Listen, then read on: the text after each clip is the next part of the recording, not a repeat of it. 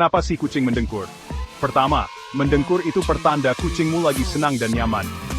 Bayangin deh, kayak kamu lagi makan es krim favoritmu. Nikmat banget kan? Kedua, mendengkur juga bisa bantu penyembuhan.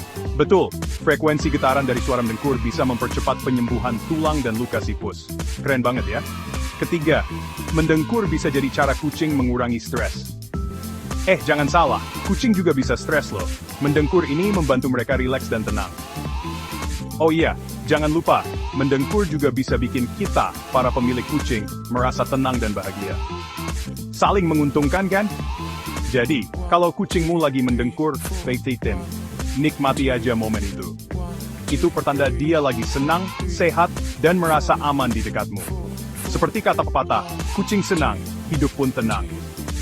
Gimana, udah siap dengar dengkuran si Pus? Jangan lupa subscribe ya, untuk lebih banyak fakta seru tentang kucing.